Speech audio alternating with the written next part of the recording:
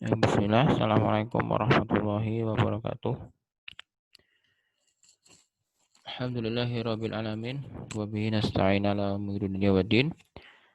Wassalatu wassalamu ala Rasulillah wa ala alihi wa ashabihi wa man tabi'ahum bi ihsan ila yaumiddin. Baik, kaifa asbahtunna? Naam. Ayuhal akhwat, hal antunna bi khair? Baik. Naam. Insyaallah nashkurullah azza wa jal ala ni'amihi al-katsirah hatta nastati an نبدأ حتى نستطيع أن نواصل درسنا في هذه المادة يعني مادة التوحيد. نعم مباشرة نفتح الكتاب. نفتح الكتاب. طيب نعم صفحة 65 عفوا 56 صفحة 56. نعم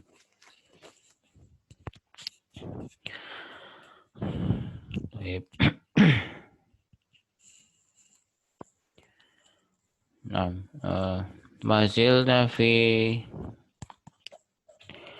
باب قول الله تعالى إنك لا تهدي من أحببت ولكن الله يهدي من يشاء وهو أعلم بالمهتدين. وقفنا إلى هذا الباب وقد قرأنا الآية والحديث عما يتعلق بهذا المبحث. نعم طيب. Jadi pembahasan kita masih dalam pembahasan tentang bab firman Allah Subhanahu wa taala innaka latahdi man ahbabta. Ya. Jadi kandungan dari bab ini sebenarnya adalah inti dari bab yang kita pelajari ini kemarin yang telah muallim terangkan ya adalah tentang sesungguhnya hidayah itu mutlak milik Allah Subhanahu wa taala ya.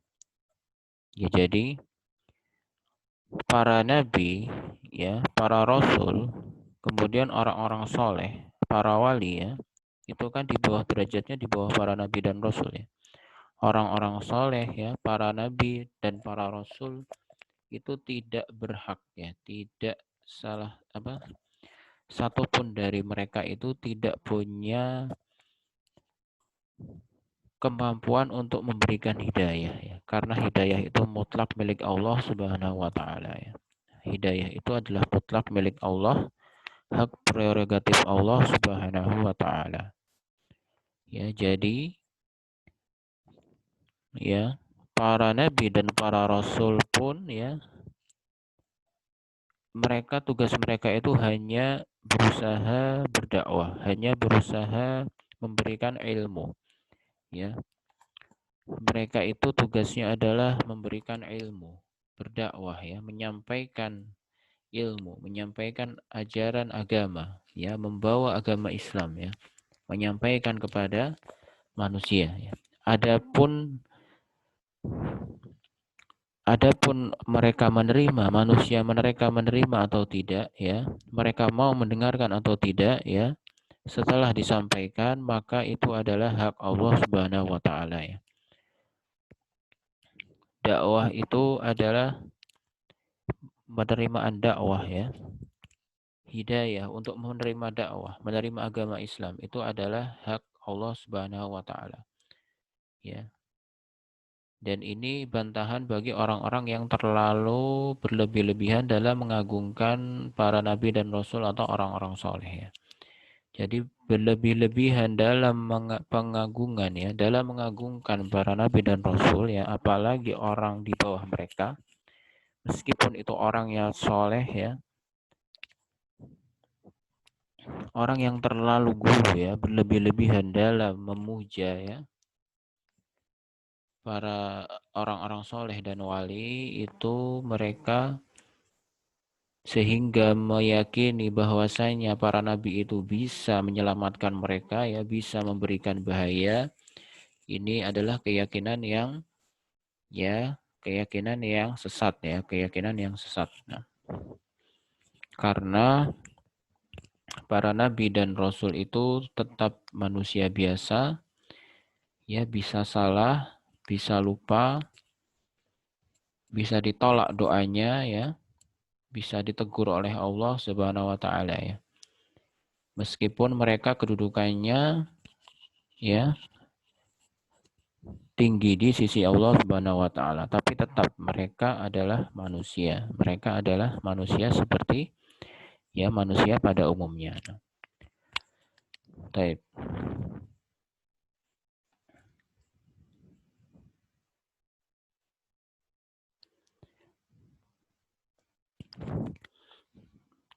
Adapun tentang hadisnya, ya, kemarin sudah mualim terjemahkan, ya. Ya, intinya ketika Abu Thalib itu dalam keadaan sakit, ya, menjelang wafatnya, ya, beliau didatangi oleh dua orang, ya, dua orang kaum kafir Quraisy, ya, yaitu Abu Jahal dan siapa? Abu Umayyah, ya. Abdullah bin Abi Umayyah dan Abu Jahal, ya. Didatangi oleh kedua orang tersebut dan bersama Abu Thalib juga Rasulullah Shallallahu alaihi wasallam, ya.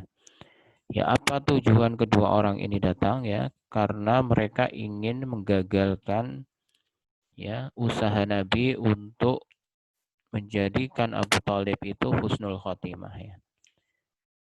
Nabi, ya, berusaha agar pamannya ini mati, ya, wafat dalam keadaan Islam dengan mengucapkan kalimat tauhid, ya. Akan tetapi dua orang ini selalu mempengaruhi, selalu mengganggu Nabi, ya, dalam usahanya untuk, ya, menjadikan Abu Thalib ini husnul khotimah, yaitu masuk Islam, ya. Setiap Nabi berusaha, dua orang ini juga selalu berusaha untuk menggagalkan, ya. Akhirnya, ya, di akhir hayatnya ternyata Abu Thalib tidak mampu untuk mengucapkan kalimat syahadatnya. Sampai akhir hayatnya Abu Thalib ini tidak mampu untuk mengucapkan kalimat syahadat, sehingga Nabi beristighfar kepada Allah, memohon ampunan kepada Allah agar mengampuni pamannya. Akan tetapi Allah Subhanahu wa taala menolak, ya, menolak istighfar dari Nabi untuk pamannya, ya. Bahkan Allah menegur, ya, menegur Rasulullah Shallallahu alaihi wasallam dengan ayat, ya, dengan ayat ini, innaka latahdi man ahbabta walakin Allah yahdi may yasha, ya. Sesungguhnya engkau tidak akan mampu memberi daya kepada orang yang engkau cintai, ya. Ya, perlu diketahui bahwasanya tidak ada manusia yang paling, ya, yang paling melindungi Nabi ketika berdakwah, yang paling membela Nabi kecuali pamannya ini, ya. Tidak ada dari keluarganya, ya, dari kalangan keluarga Nabi, tidak ada orang yang paling gigih untuk melindungi Nabi, ya, membela Nabi dari, ya, dari ancaman kaum Quraisy pada waktu masih hidupnya, ya, kecuali paman Nabi ini, ya. Makanya Nabi sangat terpukul, ya. Ya, kita, bisa dibayangkan, ya, bagaimana perasaan, ya, Nabi Shallallahu alaihi wasallam pada waktu itu, ya. Orang yang paling gigih membela dakwah, orang yang paling, ya, melindungi Nabi, orang yang paling kuat, ya, pembelaannya terhadap Nabi, ternyata Nabi pun tidak bisa memberikan hidayah. Ternyata orang tersebut, ya, masih belum bisa menerima agama Islam, padahal sudah usaha pamannya itu sudah sedemikian rupa, sudah semaksimal mungkin, ya. Akan tetapi itulah misteri hidayah itu kita tidak ada yang tahu. Allah itu, ya, Allah itu adalah maha bijaksana, ya, maha adil.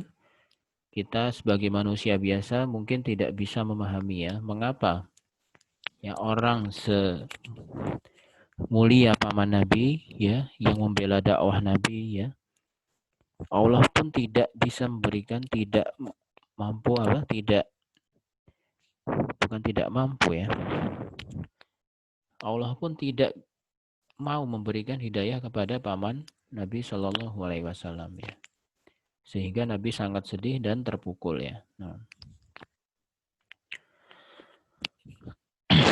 baik.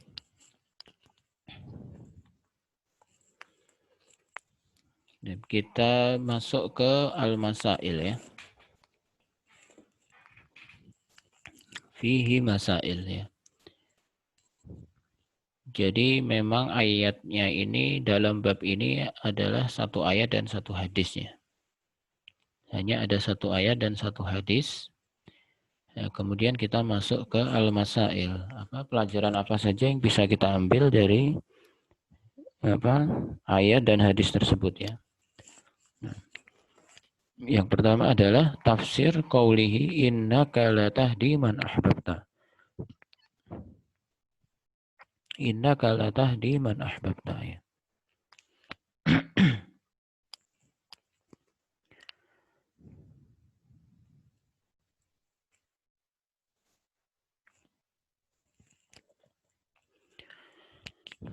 Ya, sesungguhnya engkau tidak bisa memberikan hidayah kepada yang engkau cintai ya, sebagaimana yang telah Mu'alim terangkan ya. Kemudian tafsir qaulihi yang kedua, tafsir qaulihi maka nali nabi waladina amanu ayyastaghfiru lil musyrikin walau kanu uli qurba min ba'di ma tabayyana lahum annahum ashabul jahim ya. Ya, pelajaran yang bisa kita ambil dari ayat ini ya, tidak pantas ya bagi seorang nabi dan orang-orang yang beriman memintakan ampun terhadap orang-orang musyrik ya. Walau kanu uli qurba, meskipun mereka adalah saudara dekat ya. Mimba di mata bayyana lahum annahum ashabul jahim, setelah jelas bagi mereka ternyata ya mereka termasuk golongan orang-orang penghuni neraka jahim ya. Maksudnya setelah meninggal ya.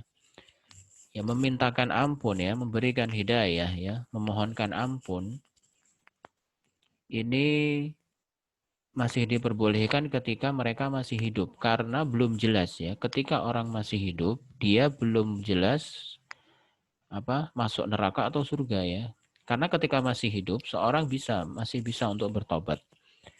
Tapi setelah jelas status mereka, setelah beliau meninggal, setelah orang itu meninggal ya, maka telah jelas statusnya, dia mati dalam keadaan kafir atau Islamnya. Maka setelah meninggal itu seorang haram bagi seorang untuk memintakan ampun kepada mereka ya. Ya jadi selama mereka masih hidup, selama orang kafir masih hidup, kita boleh mendoakan kepada mereka. Kita masih boleh mendoakan, memberikan hidayah, mendakwahi ya. Itu masih sangat boleh, bahkan dianjurkan, bahkan diperintahkan. Tapi kalau sudah jelas statusnya ya, mereka mati dalam keadaan kafir misalkan, maka haram bagi kita untuk memintakan ampun ya, mendoakan mereka itu haram ya. Karena setelah meninggal, setelah wafat orang itu sudah terputus ya. Segala hubungan dengan dunia itu sudah terputus. Nah, yang ketiga, hiyal mas'alah al-kubra. Nah, tafsir qaulihi la ilaha illallah bi khilafi ma'alaihi man yadda'i al-ilm. Nah, hiyal mas'alah al-kubra. Ini adalah perkara yang sangat agung ya.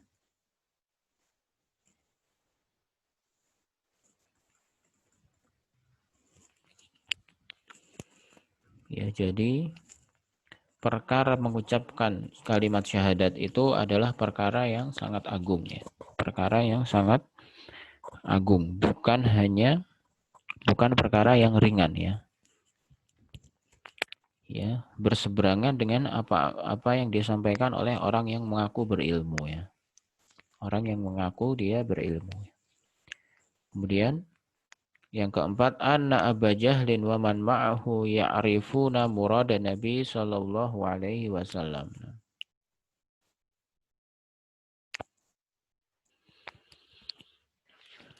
Ya, bahwasannya Abu Jahal ya dan orang yang bersamanya ya dan temannya dan satu orang temannya yaitu Abdullah bin Abi Umayyah, mereka mengetahui konsekuensi ya keinginan Nabi ya.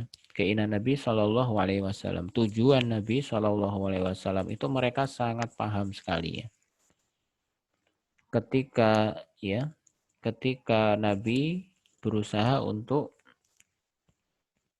memaksa pamannya untuk mengucapkan la ilaha illallah, Abu Jahal itu sangat paham tujuan Nabi Shallallahu Alaihi Wasallam. Jadi ya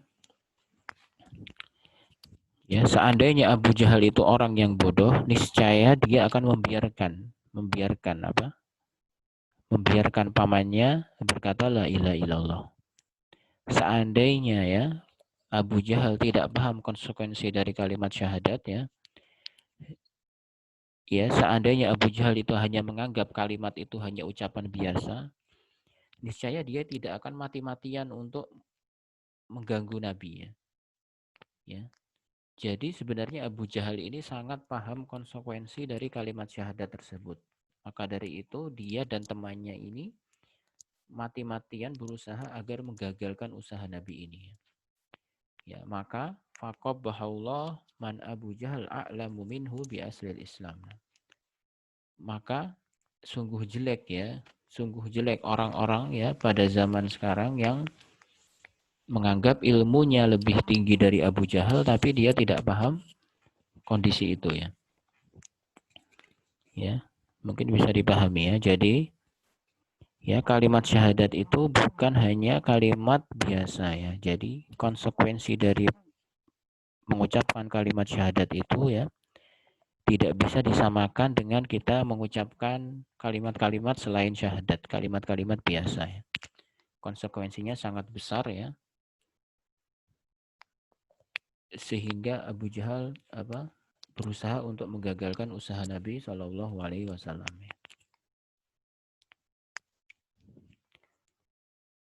Kemudian yang kelima, jidduhu Shallallahu Alaihi Wasallam wa mubalaghatuhu fi Islami ammihi. Ya, semangat Nabi Shallallahu Alaihi Wasallam ya dan kesungguhan Nabi untuk mengislamkan pamannya ya. Kesungguhan Nabi Shallallahu Alaihi Wasallam dan semangat beliau untuk mengislamkan pamannya. Kemudian yang keenam, ar-raddu ala man za'ama Islam Abdul Muthalib wa aslafihi ya. Ini adalah bantahan bagi orang-orang yang menganggap ya bahwasannya ya nenek moyang Nabi itu ya beragama Islam ya. Jadi ini dalil ini menunjukkan bahwasannya ya dari mulai pamannya, kemudian ayahnya ya, kemudian kakeknya semuanya ya meninggal dalam keadaan kafir ya. Jadi mulai dari ayahnya, pamannya dan kakeknya ya. Dan keturunan sebelumnya ya semuanya meninggal dalam keadaan kafir ya. Jadi nenek moyang Rasulullah itu adalah orang-orang termasuk orang-orang kafir ya. Yang ketujuh, kaunuhu sallallahu alaihi wasallam istaghfara lahu falam yughfar lahu bal nuhiya an zalik ya.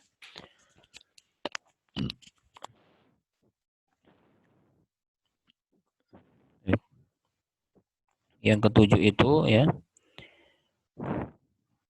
Nabi Shallallahu Alaihi Wasallam ketika memintakan istighfar beliau ditolak ya, istighfar beliau ditolak bahkan dilarang ya, bahkan Allah melarang Nabi untuk memintakan istighfar kepada pamannya ya. Kedudukan setinggi Nabi pun Allah larang ya bagi Nabi untuk memintakan ampunan, apalagi orang-orang yang di bawah Nabi Shallallahu Alaihi Wasallam ya. Kemudian yang kedelapan, madharratu ashabis su' 'alal insan ya. Ya, ini juga perlu kita renungkan ya. Yang kedelapan ini, ya bahayanya berteman dengan orang-orang yang buruk ya. Ya, bahayanya ya berteman dengan orang-orang ya, berkawan, bersahabat dengan orang-orang yang buruk ya. Ya. Jadi mengapa Abu Thalib sulit untuk sangat sulit untuk mengucapkan kalimat syahadat? Ya, karena beliau ya, pergaulan beliau ya selama ini adalah dengan orang-orang yang buruk ya. Beliau bergaul dengan Abu Jahal, beliau bergaul dengan Abu Lahab ya. Beliau bergaul dengan Abdullah bin Abi Umayyah ya, dan lain-lainnya. Semuanya itu adalah orang-orang kafir ya. Ya, pergaulan beliau sehari-hari adalah dengan orang-orang kafir ya. Meskipun beliau membela Nabi, tapi lingkungan beliau ya, pertemanan beliau itu, pertemanan Nabi, paman Nabi Shallallahu Alaihi Wasallam itu kepada orang-orang yang kafir, kepada orang-orang yang buruk. Ya, makanya beliau sulit untuk ya, bisa ya berpaling dari mereka ya. Ini ini ini pelajaran bagi kita ya. Jangan sampai kita memilih teman yang buruk. Jangan sampai kita terlalu dekat ya, berkawan, bersahabat dengan orang-orang yang jelek ya. Meskipun konteksnya mereka masih beragama Islam ya. Tapi kalau kita tidak bisa memilih teman yang baik ya, ya nanti kita akan terpengaruh ya, akan terpengaruh.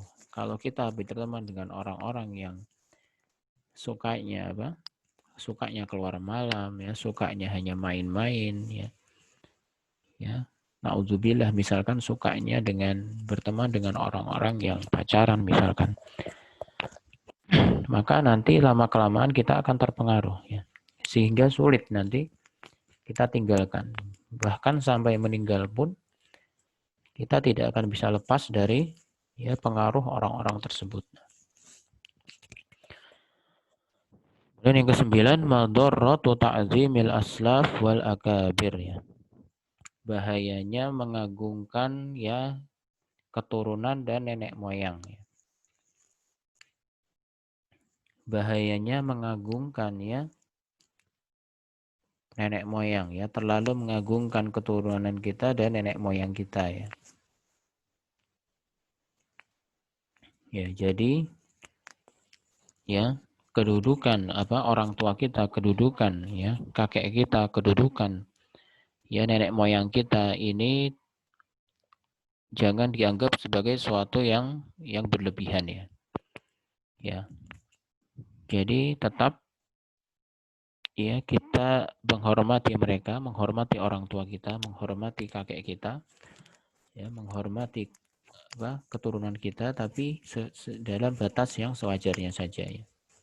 Meyakini bahwasanya mereka orang-orang yang pintar, orang-orang berilmu ya. Tidak mengapa, tapi kalau sampai mengagungkan mereka ya, pergi ke kuburan mereka, berdoa kepada mereka ya, meyakini bahwasanya mereka ini bisa misalkan bisa menyelamatkan kita ya, itu adalah keyakinan yang sesat ya kalau seperti itu ya. Karena itu sudah berlebihan ya. Kemudian yang ke-10 asyubah lil mubtilin fi dzalika, asyubah lil mubtilin fi dzalika ya. Syubhat bagi orang-orang yang ya meyakini nenek moyang ya. Ya, jadi meyakini keturunan ya, agama nenek moyang ya, kebiasaan budaya mereka ya. Kita ikuti setiap budaya mereka, kebiasaan mereka. Bahkan ibadah mereka kita ikuti. Nah, itu semuanya adalah syubhatnya. Hal-hal seperti itu bisa dinamakan syubhatnya. Karena Abu Jahal pun ya, karena Abu Jahal pun dulu seperti itu. Dia setiap berdakwah, Abu Jahal itu setiap ingin mempengaruhi orang ya, setiap ingin mengganggu orang lain, mempengaruhi orang untuk tidak masuk Islam, beliau ya Abu Jahal ini selalu menyebut-nyebut kalimat agama nenek moyang. Agama nenek moyang, sedikit-sedikit agama nenek moyang. Ya. Jadi Abu Jahal ini termasuk di antara orang yang terlalu mengagungkan ya. Berlebih-lebihan dalam mengagungkan nenek moyangnya. Ya, karena beliau menganggap nenek moyangnya itu orang yang mulia, orang yang punya kedudukan tinggi ya, orang soleh ya. Sehingga apapun yang dikatakan nenek moyang itu dituruti oleh Abu Jahal ini. Ya, sehingga bahkan nenek moyangnya pun sesat ya, dalam keadaan sesat beliau tetap ikuti. Akhirnya ya menjadikan dia membenci Rasulullah Shallallahu Alaihi Wasallam. Ya. Kemudian yang ke-11 ya, asyahid biqaunil a'mal bil khawatim ya. Ya, ini juga penting ya. Ya. Yang ke-11 ini adalah asyahid biqaunil a'mal bil khawatim. Ya.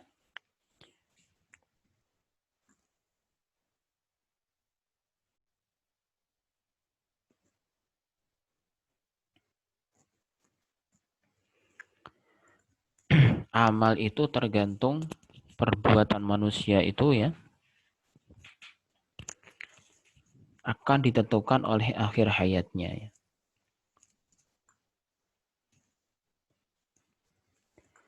Ya, jadi perbuatan yang menentukan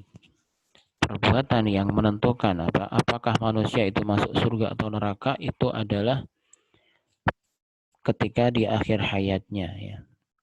Ketika di akhir hayatnya ya.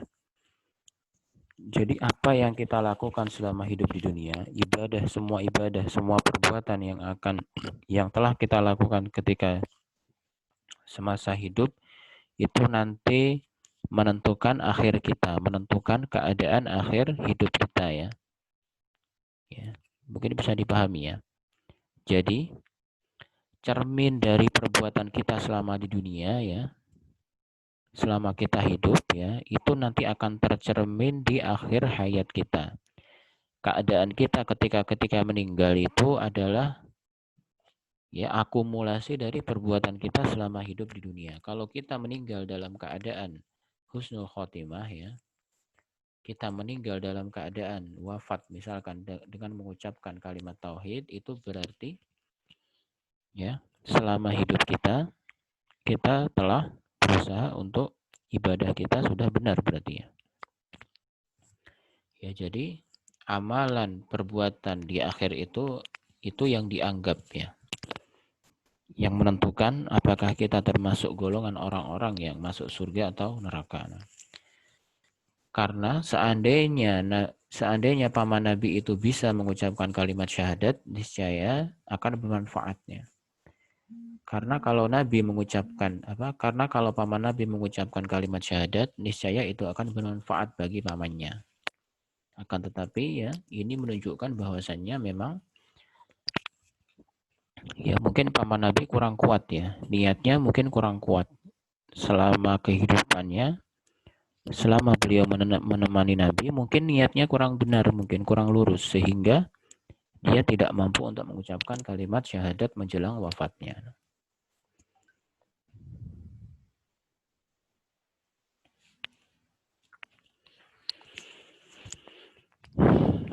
Nah, kemudian yang terakhir asaniya asyrah at-ta'ammul fi kubri hadhihi syubhah fi qulubid dhalin ya. Ya. Kita renungkan tentang besarnya syubhat ini di hati orang-orang yang sesat ya.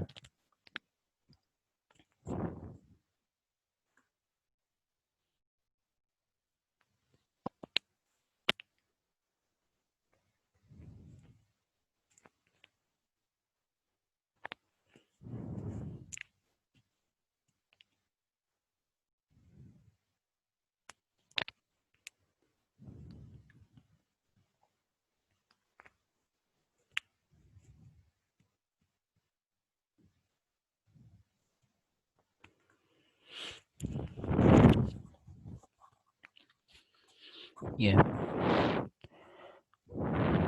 Ya. Jadi yang ke-12 ini perlu kita renungkan bahwasannya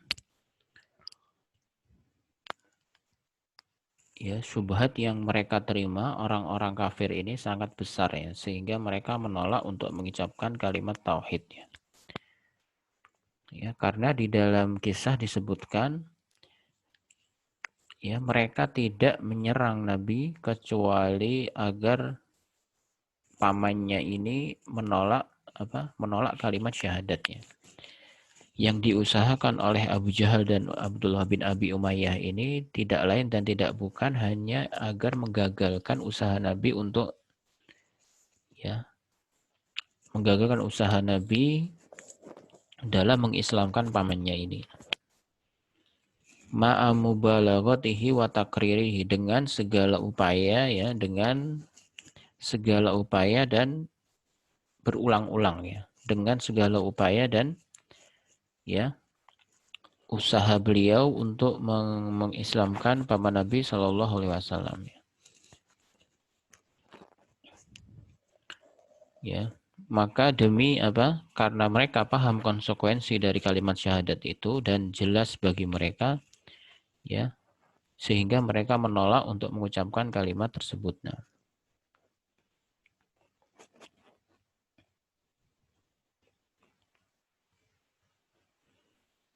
ya.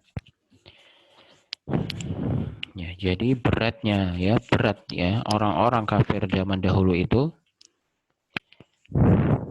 pada hakikatnya mereka lebih paham tauhid dari kita ya. Ya. Jadi sebagian ulama mengatakan ya pemahaman ya. Ini mu'alim bicara pemahaman ya, bukan ilmu mereka, bukan apa? Bukan kebaikan mereka, bukan. Pemahaman mereka terhadap tauhid ya, orang-orang kafir itu sebenarnya lebih baik dari orang-orang zaman sekarang ya. Karena mereka paham konsekuensi dari kalimat itu, la ilaha illallah ya. Kalimat la ilaha illallah itu konsekuensinya adalah mereka tidak boleh menyembah selain Allah ya. Meskipun mereka menyembah Allah, tapi mereka tidak boleh menyembah selainnya juga ya. Konsekuensi itulah yang membuat mereka sangat berat untuk mengucapkan kalimat la ilaha illallah. Ya. Berbeda dengan orang zaman sekarang ya yang menganggap kalimat ini enteng, ringan ya. Ketika mereka berkata la ilaha illallah, kadang orang sekarang ya, meskipun mereka berkata la ilaha illallah, tapi mereka tetap menganggap bahwasanya selain Allah itu ada yang mengatur, ada yang memberikan manfaat. Ya, contohnya misalkan pergi ke dukun misalkan. Menganggap bahwasanya misalkan ketika lewat di jalan misalkan ada ketemu misalkan kucing hitam misalkan atau ketemu apa, mereka menganggap wah ini sial ini saya. Sepertinya hari ini sial saya. Nah, itu kan dia tidak paham konsekuensi itu. Orang yang masih meyakini hal seperti itu ya.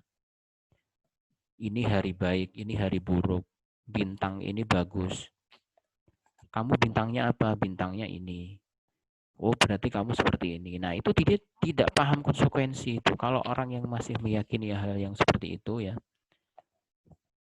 Ya, ini hari baik, tahun ini tahun baik. Sio ini apa? Ya. Kamu kalau di jalan ketemu hewan ini misalkan nanti kamu sial, nanti kamu di jalan kena musibah atau apa. Nah, orang-orang zaman dahulu, orang-orang kafir zaman dahulu itu paham seperti itu tidak boleh. Makanya mereka berat gitu loh. Ya. Bandingkan dengan zaman sekarang, kita sekarang ya. Nah, pemahaman mereka itu lebih tinggi daripada orang-orang Islam pada zaman saat ini. Meskipun mereka pada waktu itu masih dalam keadaan kafir ya. Karena konsekuensinya seperti itu ya. Mereka paham ketika mereka harus mengucapkan kalimat tersebut, keyakinan mereka akan terhapus, seluruhnya akan terhapus ya. Keyakinan dari nenek moyang mereka tidak boleh meyakini lagi ya. Ya, otomatis ya mereka harus meninggalkan agama mereka sebelumnya. Seluruhnya harus mereka tinggalkan. Hal-hal itulah yang menjadikan mereka berat untuk mengucapkan kalimat syahadatnya. Baik. Mungkin itu saja yang bisa Malim sampaikan ya pada pertemuan kali ini. Syukran ala istima'ikum. Nakhtim darsana bidua kafaratul majlis. Subhanakallahumma wa bihamdika asyhadu an la ilaha illa anta astaghfiruka wa atubu ilaik. Assalamualaikum warahmatullahi wabarakatuh.